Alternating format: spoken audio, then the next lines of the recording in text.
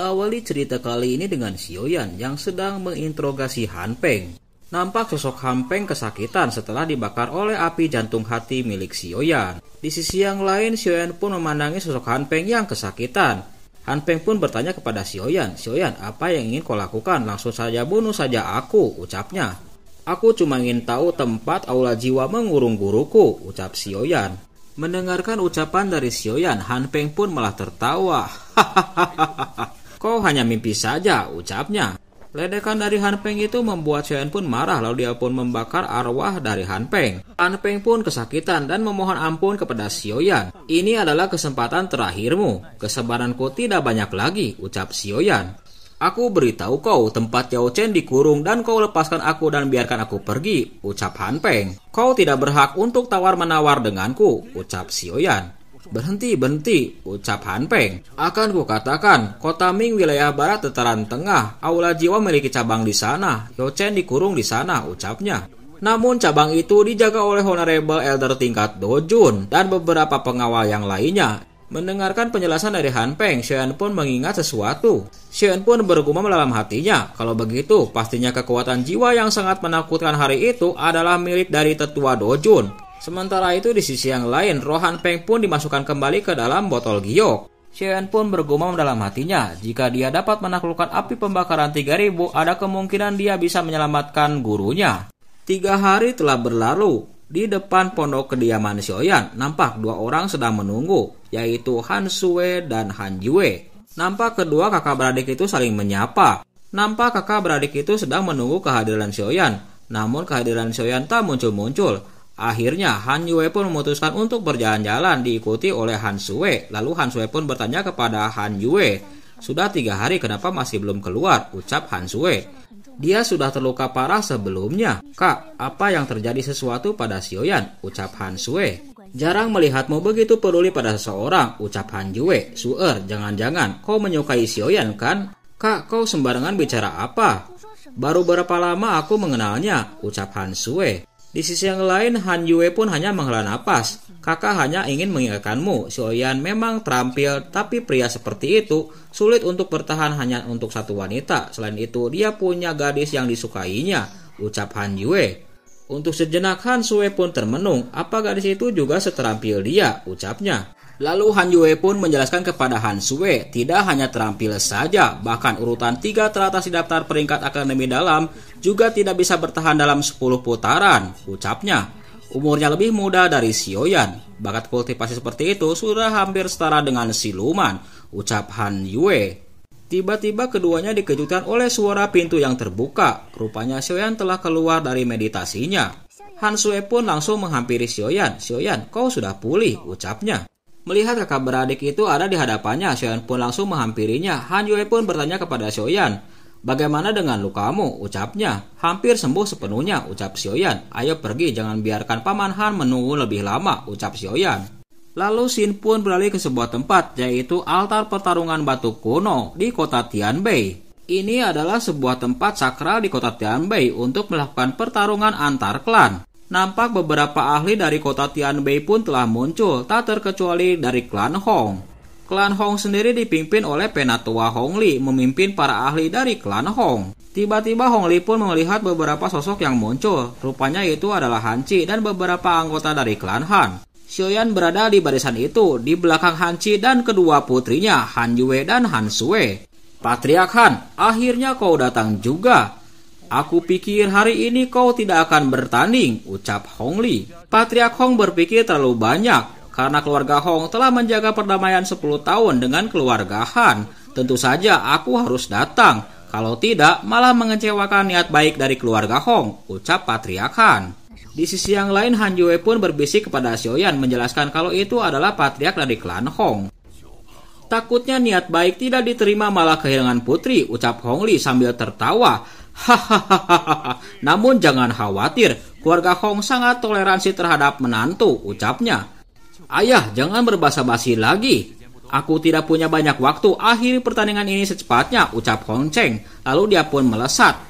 Melihat Hong Cheng yang percaya diri membuat klan Hong pun sangat bangga. Di sisi yang lain, Hong Cheng pun memandang pada klan Han. "Kalian mengutus siapa untuk maju?" ucapnya. Untuk sejenak Hon Cheng pun mengalihkan pandangannya kepada Han Yue. Lawanmu bukan aku, tapi dia, ucap Han Yue sambil menunjuk ke arah Xiaoyan. Akhirnya sosok Xiaoyan pun muncul di hadapan semua orang, tak terkecuali dari orang-orang klan Hong. Lihat Xiaoyan, Hon Cheng pun tertawa. Hahaha.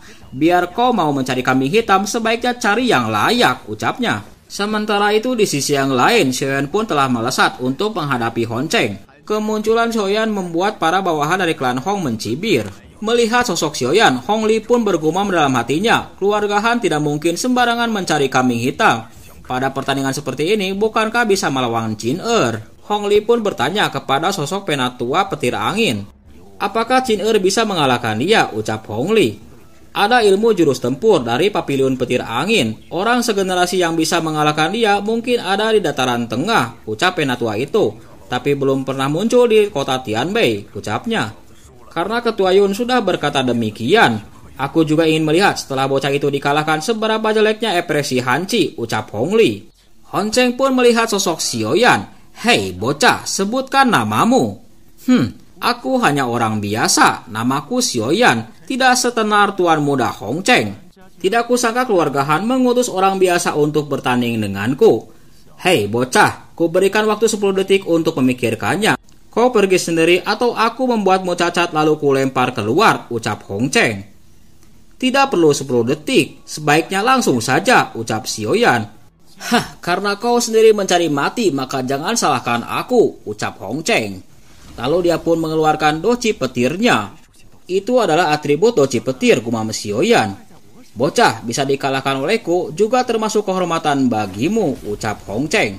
Hong Cheng pun mulai menyerang Xiaoyan dengan doci petirnya. Di sisi yang lain, Xiaoyan pun menerima serangan dari Hong Cheng. Untuk sejenak, suasana di tempat itu pun menjadi tegang. Tuan muda Hong Cheng, trik seperti ini jangan dikeluarkan lagi, ucap Xiaoyan. Tiba-tiba, tubuh Xiaoyan pun dikelilingi oleh doci berwarna hijau giok yang langsung menghancurkan serangan petir dari Hong Cheng. Melihat serangannya tak berefek pada Xiaoyan, lalu Hong Cheng pun meningkatkan daya serangannya. 2 sarung tangan cakar pun muncul di lengan Hong Cheng, lalu dia pun berusaha untuk menyerang Xiaoyan. Melihat serangan Hong Cheng yang begitu brutal, Xiaoyan pun berusaha untuk menghindarinya. Beberapa kali serangan brutal milik Hong Cheng berhasil dihindari oleh Xiaoyan. Hong Cheng pun akhirnya semakin agresif untuk sesegera mungkin mengalahkan Xiaoyan. Akhirnya Hong Cheng pun mengeluarkan jurus telapak cakar petir angin dan mengarahkannya ke arah Xiaoyan. Melihat serangan itu, Xiaoyan pun hanya tersenyum. Hanya seperti itu saja, ucapnya.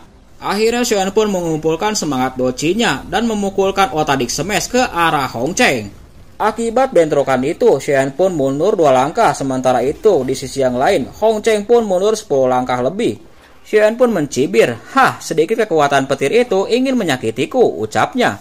Di sisi yang lain, Hong Cheng pun terkejut dengan kemampuan Xiaoyan. Ternyata kau juga Dong Huang bintang 7, ucapnya.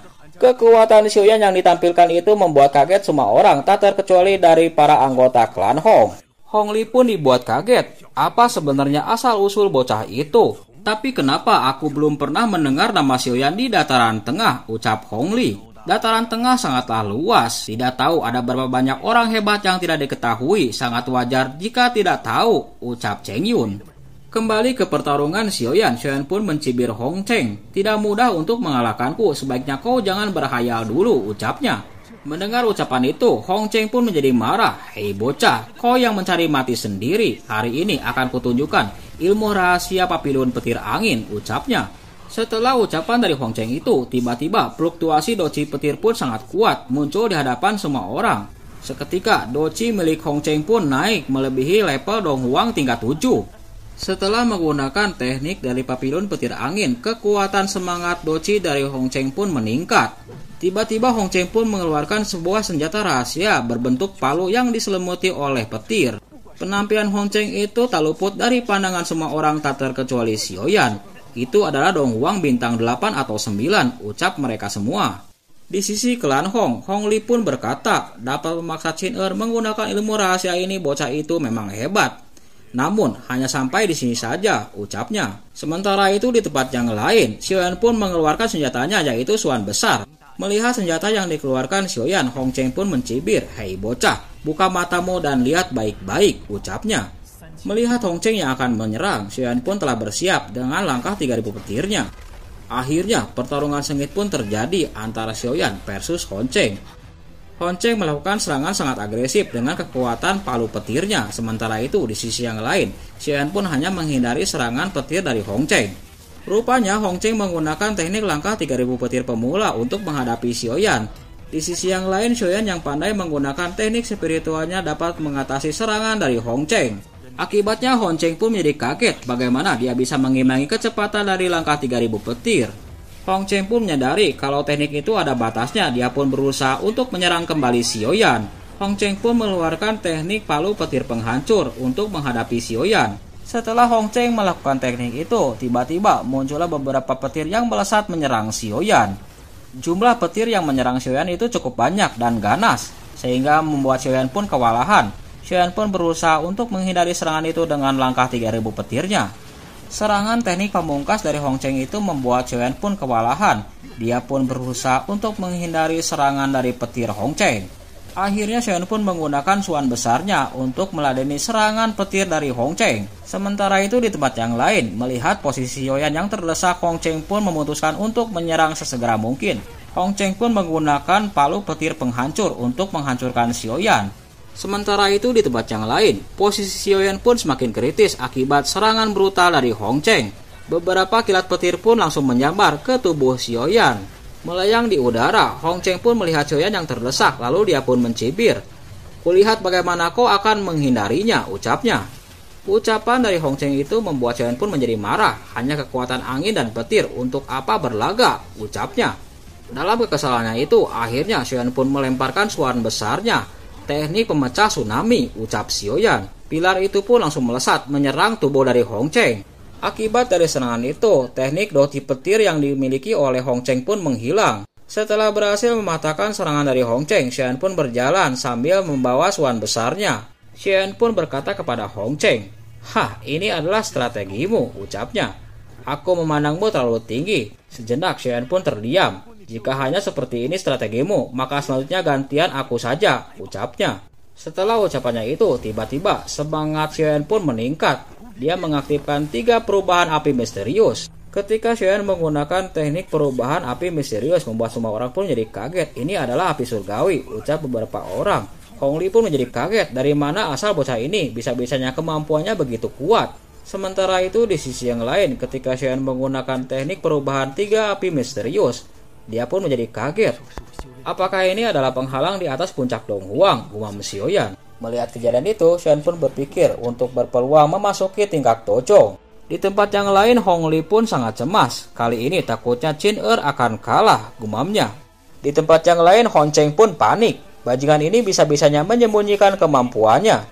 Fluktuasi energi yang dikeluarkan Xiaoyan itu dapat dirasakan oleh Han Qi. Ilmu rahasia yang sangat kuat. Sue Er benar-benar mengundang dewa hebat untuk keluarga Han kita, ucap Han Qi. Han Jue pun berkata, ketika di Akademi Dalam, dia sudah melawan Dong Huang dengan kekuatan Doling. Sekarang beberapa tahun telah berlalu, prestasinya tentu saja lebih menakutkan. Hong Cheng juga hanya bisa mengalah di hadapan Xiaoyan, ucapnya. Kembali ke arena pertarungan, akhirnya Doci berwarna hijau giok itu pun memasuki tubuh Xiaoyan. Xiaoyan pun berkata, namun sekarang aku harus menyingkirkanmu terlebih dahulu. Aku tidak percaya, selain monster bernama Fanging Air, aku tidak akan kalah dari siapapun, ucap Hong Cheng. Xiaoyan pun melesat untuk menyerang Hong Cheng, namun serangannya itu hanya membentur sebuah avatar. Namun tiba-tiba serangan itu pun berbalik dan mengenai tubuh dari Hong Cheng. Hong Cheng pun kaget menerima serangan dari Xiaoyan. Tiba-tiba Xiaoyan pun mengarahkan suan besarnya dan memukul mundur Hong Cheng. Melihat posisi Hong Cheng yang kewalahan, akhirnya Xiaoyan pun berinisiatif untuk menyerang Hong Cheng secara membabi buta. Serangan bertubi-tubi suan besar milik Xiaoyan itu membuat Hong Cheng pun kewalahan. Dia pun tidak bisa berbuat apa-apa menghadapi serangan agresif dari Xiaoyan. Di sisi yang lain, Hong Cheng pun berusaha untuk menghindari Xiaoyan. Namun telak, pukulan Xiaoyan pun telah mengenai dada dari Hong Cheng. Akibat serangan dahsyat dari Xiaoyan, tubuh Hong Cheng pun terhempas dan menabrak tanah. "Hei, kamu berdirilah, satu pukulan ini belum bisa menunggu nyawamu," ucap Xiaoyan. Hong Cheng pun mengusap darah di bibirnya. "Dapat memaksaku seperti ini, Xiaoyan, kau orang pertama," ucap Hong Cheng. "Ini adalah penghinaan besar untukku hari ini. Meski harus mengorbankan nyawaku, aku juga ingin membawamu," ucapnya. Tiba-tiba Hong Cheng pun mengarahkan palu petir anginnya ke atas langit. dan fluktuasi energi yang sangat menakutkan pun muncul di atas langit. Dalam kemarahannya, Hong Cheng pun berteriak, "Palu petir pemusnahan, matilah kau," ucap Hong Cheng. Melihat Hong Cheng yang akan melakukan serangan terkuatnya, Xiaoyan pun bersiap untuk menghadapinya. Sebuah energi dan ledakan dahsyat pun terjadi di atas arena yang mempengaruhi semua orang. Untuk sejenak melihat kekuatan yang dikeluarkan oleh Hong Cheng, Hong Li dan Cheng Yun pun tersenyum. Sementara itu di atas langit, kekuatan Hong Cheng pun semakin melemah. Tiba-tiba suara Xiaoyan pun terdengar. "Sepertinya hanya seperti ini saja kemampuanmu. Kalau begitu, terimalah jurus terakhirku," ucap Xiaoyan.